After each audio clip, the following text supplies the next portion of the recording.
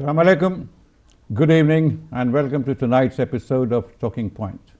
I'm your host, Syed Neaz Ahmad. In our studios today, we have two very prominent, eminent gentlemen, Richard Walding on my right and Seif Rashidi on my far right. Richard Walding is a photographer, basically London-based, but he's also a curator. And Seif Rashidi is director of Barakat Foundation in London.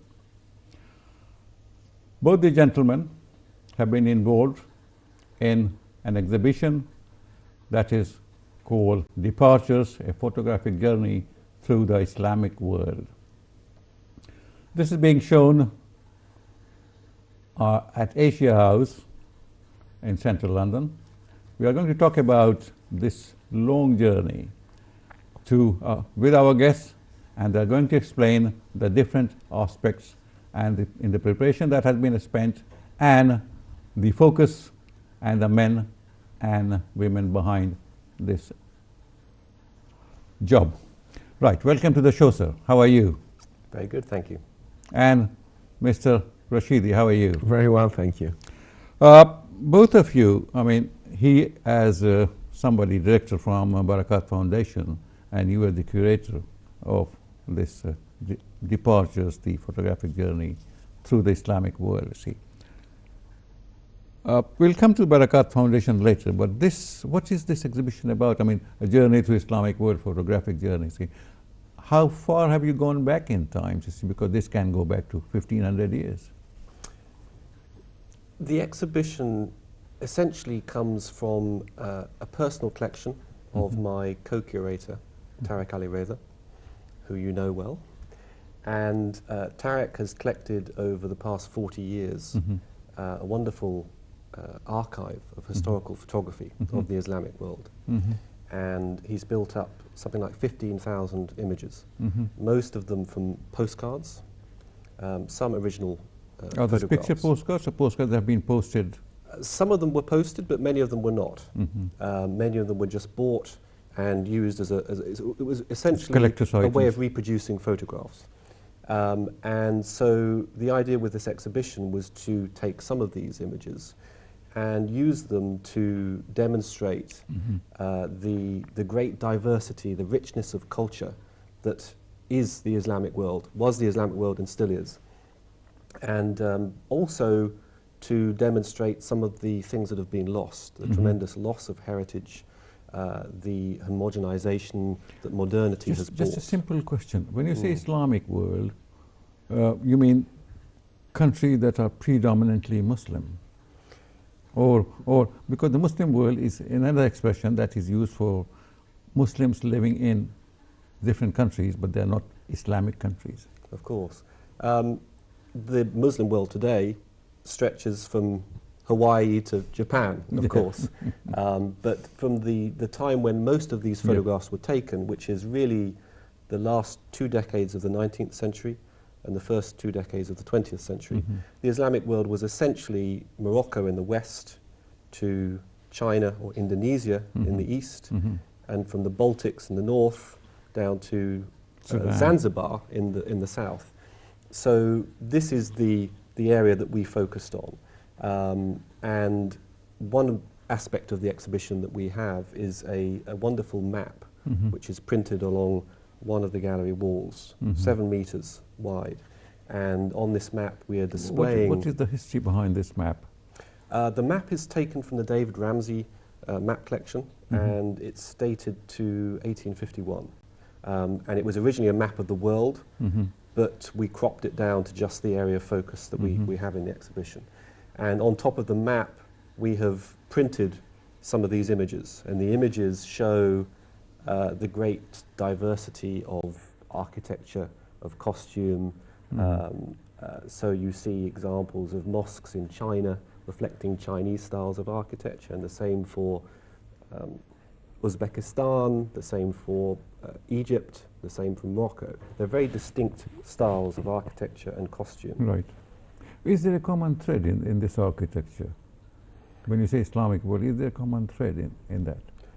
There is a common thread in the sense that obviously the religion Yes. is the unifying element, but they also reflect local identities. And I think one of the things that's been lost is this idea that there was multiple Islamic heritage. Yeah. There was not a single Muslim identity. It was actually reflecting regional diversity, and the same goes for costume and for craftsmanship, for instance. And I think the other thing that we really wanted to demonstrate in this exhibition was the great loss of this heritage, and the fact that to some extent the Islamic world, the way it's represented now, is through a very narrow lens, and it's essentially been flattened. We've lost... We need wide-angle lenses now. We need wide-angle lenses, yes. Yes, sir. Moving on to Barakat Foundation. You are the director. How are you involved with this exhibition? Okay, so the Barakat Trust organized the exhibition in partnership with Asia House, and one of our aims is to raise awareness about the heritage of the Islamic world in its broadest sense. So including the minorities that shaped and added to its culture.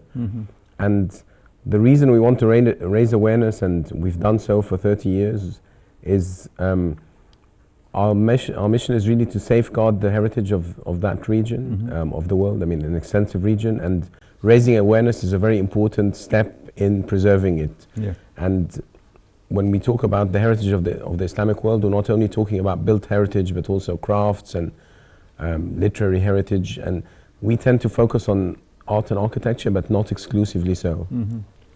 Who are Barakat Foundation? Okay, so the Barakat Trust was set up over 30 years ago by a group of trustees interested in preserving the heritage of the Islamic world, and we're a small organization, but we rely on donations and finding support from partners and generous individuals and creating partnerships to enable our work to take place. And one of the key ways in which we work is we have a grant cycle every year, and people apply for funding to, for example, for scholarships to study, I know, urban conservation or building conservation or history of art, for travel grants to explore areas that they're studying, for publications, also projects, conservation projects, training of people that can restore buildings and artifacts, exhibitions. So we're a small organization that... Based in London? Yes, we're based in London, but we work in... we've supported projects in about 40 countries, and over the past 30 years, we've supported about 600 projects, ranging from small travel grants to digitization of collections of photos to conservation projects in different regions. And what is the response, I mean, from the people that you are working with? I mean, what is your achievements in real terms? I mean, have you succeeded wherever you have? Yeah, I mean, we have many applicants for grants, and so we have an academic advisory committee that looks thoroughly at all the applications, and like with anything else, there are more applications than there is money available. So we have to be selective, and we think of different things in looking at applications. What impact will it have? Will it develop the skills of individuals who will take these skills and use them and replicate what they learn? We're also keen on nurturing people, and we're forward thinking. So often, that's why we give scholarships and travel grants. They often young professionals or people who want to develop new skills. And one good thing about us is that many of our grantees started off as young professionals and are now very eminent in their field. I think we've contributed to developing the professional capacity of technical people and scholars and academics who are doing a lot to preserve heritage. Okay. Can we have a look at that video that you were talking about? Certainly. Right? Yes, we can have the video.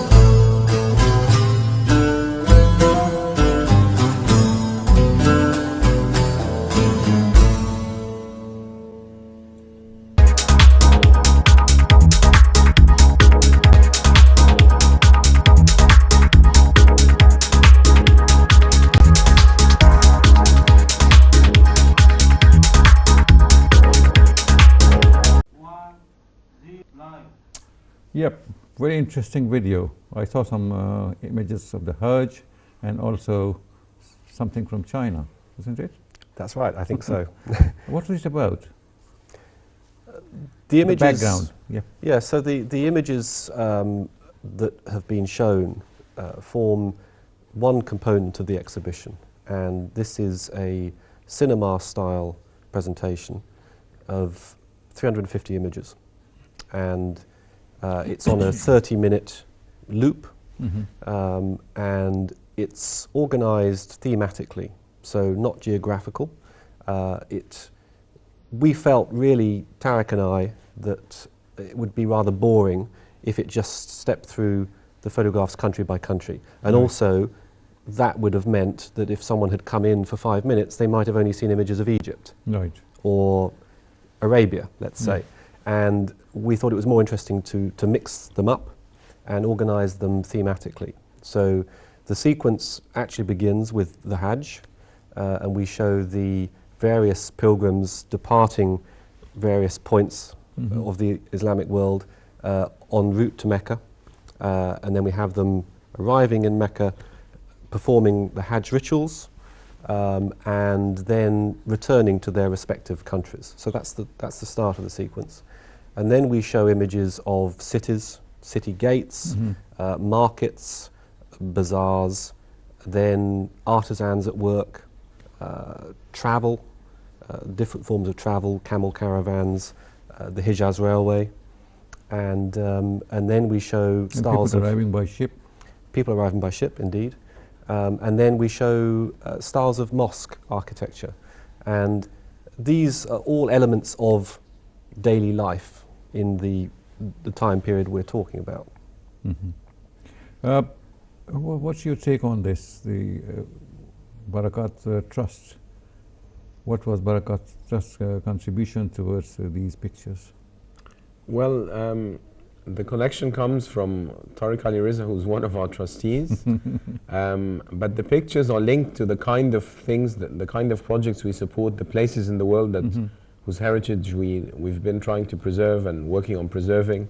And I think critically, one of our overarching missions is to raise awareness about what the Islamic world is, how rich its culture is, how diverse it is, not only for people who are not from the Islamic world, but also for people from the whole region, from Morocco to China. And I think one thing we should remember is that we don't always know our own culture, our own history, our own traditions. Sure. And I think what we hope is that not only to present diversity to people who have limited knowledge of the Islamic world, but also to encourage people from the Islamic world to appreciate their past and their history and their heritage, and to take initiative and to try and preserve it and safeguard it and make sure that it survives into the future.